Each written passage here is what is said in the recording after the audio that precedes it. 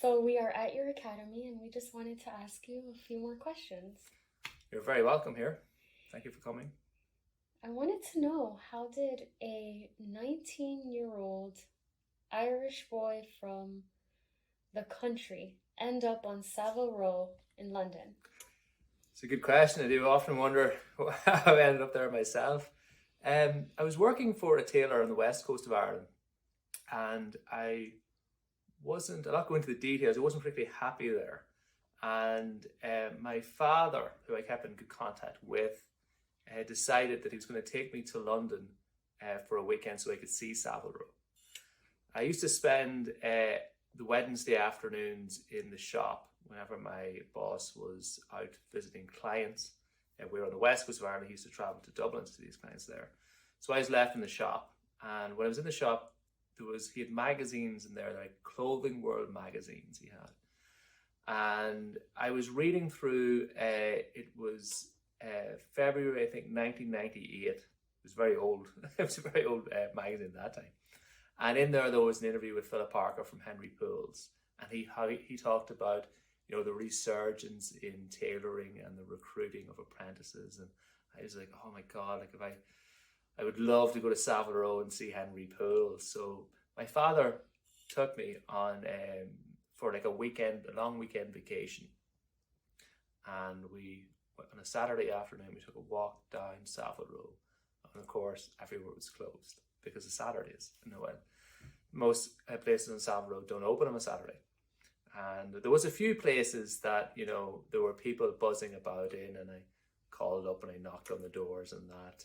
And, I think they were quite accustomed to having, young people just dropping in. And they really sort of said, well, you should have got an appointment, and you should have called ahead before just dropping by. And Henry Poole's was closed, but Norton's and Sons next door was open, and there was a gentleman there called Andrew Chan. And me and Andrew are still friends to this day. And I met Andrew, and he invited me in, and he sat me down, and he told me about Christina Barry and the London College of Fashion. I don't believe Christina Barry is still with London College of Fashion, but she was at that time, and she ran the Handcraft Tailor. Handcraft tailoring diploma. And he also told me about the golden shears, and he stoked all sorts of, I suppose, imaginations and thinking in my own mind about, romanticized notions of what Savile Row would be like and what London College of Fashion would be like, and this golden shears. And we sat, I think he entertained me for maybe about an hour and a half at least. I think I was in there, and he was showing me handmade buttonholes. And we were talking, and I was telling all about like my training in Ireland, and I was saying how much I wanted to work for Henry Poole's. And I left, and he said, keep in contact. And I went back to my father,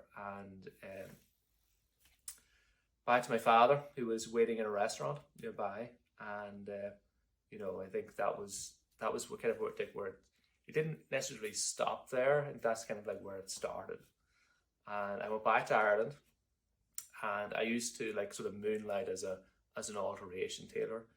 And a friend of mine who was a glam rock artist, I could call him, I was his tailor, and I used to make for him, like, I used to alter his clothing, but he liked these like crazy wide flare jeans. He'd buy ladies' jeans, like ladies' skin tight jeans, and then he'd have me put a flare into them. And these flares would be like 30 inches in diameter. They were huge, ridiculous things, like. And we thought it was really cool at the time. And I used to make him like little jackets and waistcoats and things like this.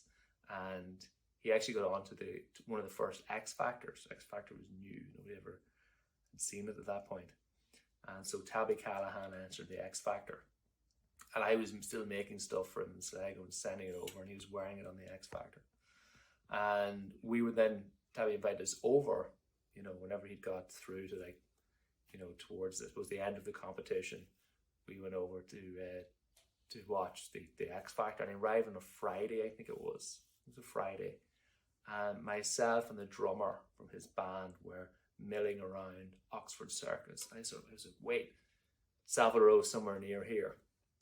I was like, it's Friday. It was probably around like 3 o'clock or something on a Friday.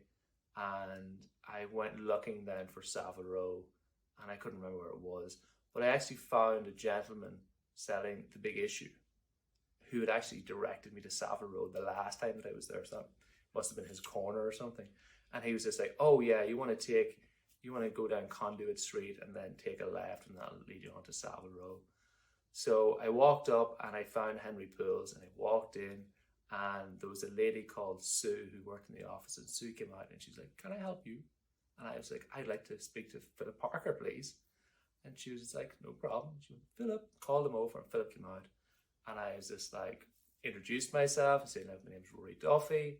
I'm from Ireland. I'm training with a custom tailor over there, and I read about you in this magazine, and I heard that you were training up young apprentices, and you had some organization, Savile Row Bespoke. And actually, Savile Row Bespoke was a concept then. It wasn't reality. Savile Row Bespoke didn't actually start until I think it was whenever Abercrombie and Finch finally opened up in Savile Row, got the tailors to set up this organization to protect their interests. And I was probably talking to Philip for, it was over an hour. I was chatting to him, and he was telling me about London, about Savile Row, about Henry Pools. And he looked at the time, and Philip left. He left there at I think it was 4:15 every day. I think something like that. It was 5:15. I'm not exactly sure. Left the same time every day anyway to get the train home. And before he left, he raised the time. He handed me the Henry Poole book, and he said to keep in touch and to try applying to one of the colleges to do their tailoring courses. So I said, okay. So I left and went back to Ireland, and I immediately looked about applying for the courses, and I applied to London College of Fashion. And I was asked for all sorts of things. They asked me for reference, all these sort of things. I didn't really know what to write down. So I just filled out whatever I thought I needed, put it on the application form. A couple of weeks later, I got a call about it, and they were like, just wanted to clarify a few things, but we're going to be setting an interview for you, and you to come over and to interview for the school.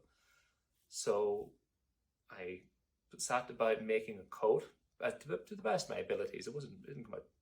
I would be ashamed to say it now. I'm sure I wouldn't be too impressed with it, but at the time with the skills that I had, it was a coat. And I brought this with me. I did the interview, and I called into Pools, and I met with Philip again. He remembered me, and he was just like, well, pursue the college and see how you get on, and then maybe we might give you some sort of internship here while you're at college. So that's what transpired. I got into the handcraft tailoring course in London College of Fashion, and I went to college 2.5 days a week. It was like, I think it was like a Tuesday and a Thursday and a half day Friday. And on the Wednesday, I went into Henry Pools. I then met Paul Fearson, who ended up becoming my master, and I interned there. And Paul had an apprentice, Craig Holloway. I believe Craig is still a coat maker at Henry Pools.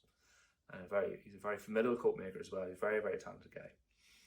And so me and Craig, we kind of hit it off, from the beginning. With sort of similar kind of backgrounds, and he was started a bit more streetwise than I was. I came from the countryside. We kind of hit it off, and whenever Craig finished his apprenticeship, whenever I finished college, and then I was offered an apprenticeship then at Henry Pools under Paul.